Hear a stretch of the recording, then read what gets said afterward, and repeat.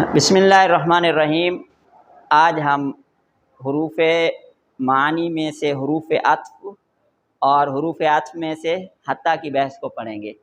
حتیٰ یہ کبھی تو اسماء کے ساتھ آتا ہے اور کبھی افعال سے پہلے آتا ہے۔ جب یہ اسماء کے ساتھ ہے، اسماء سے پہلے آئے، تو اس کے دو معنی ہوتے ہیں۔ کبھی یہ غایت کے لیے ہوتا ہے اور کبھی عطف معنی الغایہ ہوتا ہے۔ تو غایت کے لیے جب ہو تو اس کی بھی دو صورتیں ہیں کہ کبھی اس کا ما بعد معطوف علیہ، تو معطوف علیہ کا کیا ہوتا ہے؟ جز ہوتا ہے۔ جیسے آپ کہتے ہیں اکلت سمکۃ حتیٰ رأسہا، تو اب یہاں پہ یہ جو اکلت سمکہ ہے، یہ سمکہ یہ ما قبل ہے، ٹھیک ہے، تو حتیٰ رأسہا یہ کیا ہے؟ حتیٰ کا ما بعد ہے۔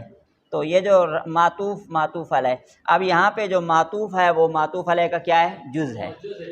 دوسری مثال کہ جز نہ ہو، ٹھیک ہے، جیسے سلام ہی حتیٰ مطلع الفجر، ٹھیک ہے، تو سلام ہی حتیٰ مطلع الفجر، تو یہ مطلع الفجر یہ ما قبل کے لیے کیا ہے؟ غایت تو ہے لیکن اس کے جز نہیں ہے۔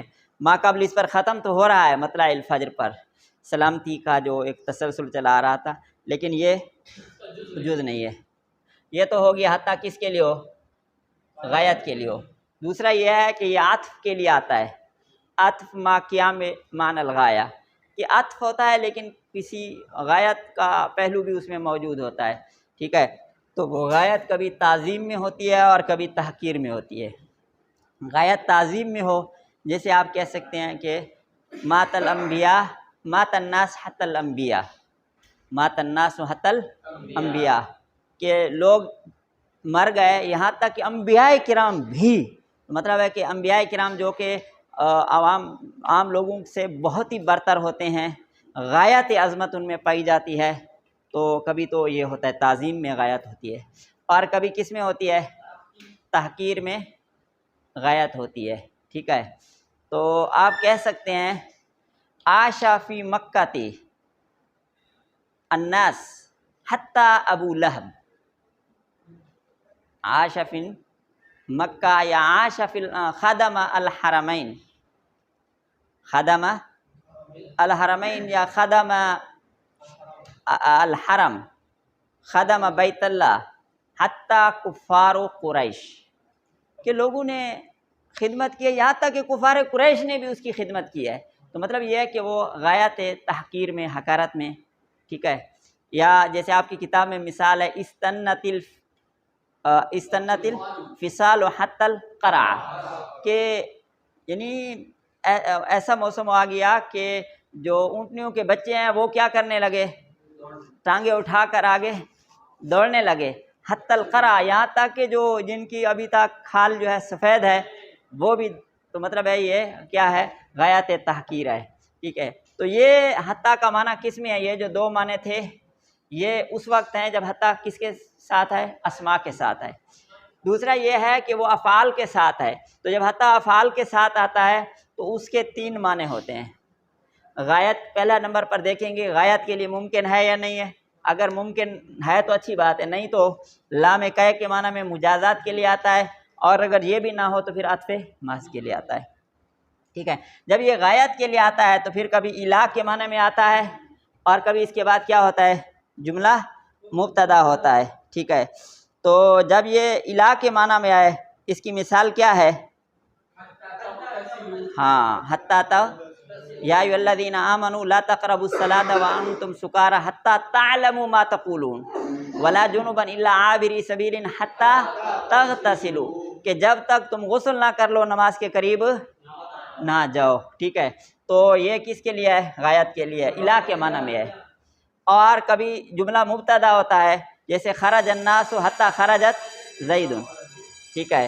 اور اگر یہ ممکن نہ ہو تو پھر لام کہ کے معنی میں ہوتا ہے، جیسے اسلمت حتیٰ ادخل الجنہ، اسلمت حتیٰ ادخل الجنہ۔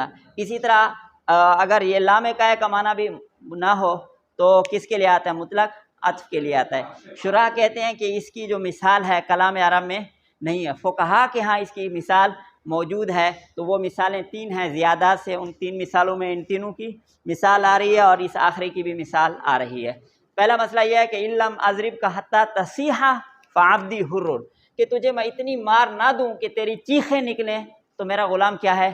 آزاد ہے۔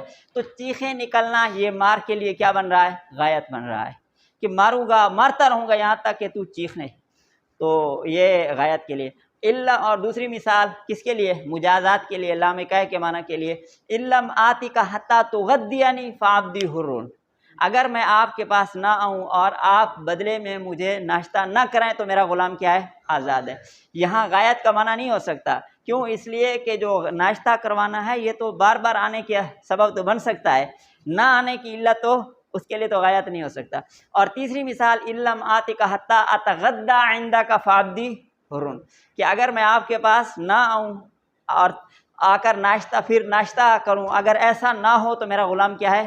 آزاد ہے۔ یہاں حتیٰ اتغدی، یہ جو حتیٰ ہے یہ غایت کے لیے بھی نہیں ہے اور کس کے لیے؟ مجازات کے لیے نہیں ہے، کیونکہ آدمی کا اپنا فعل مجازات کے لیے نہیں ہوتا، وہ اپنے فعل کی جزا نہیں ہوتا۔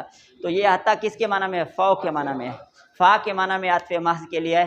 تو علم آتی کا حتیٰ اتغدی، تو یہ تینوں مثالیں ہیں۔ تو خلاصہ یہ ہے کہ حتیٰ کبھی اسماء میں آتا ہے، کبھی افعال میں ہوتا ہے۔ اسماء میں جب آتا ہے 2 معنوں کے لیے ہوتا ہے، افعال میں آتا ہے 3 معنوں کے لیے آتا ہے، اور اس کی پھر 3 مثالیں ہم نے امام محمد کی کتاب زیادات سے وہ سمجھ لی جو کتاب میں مذکور ہے۔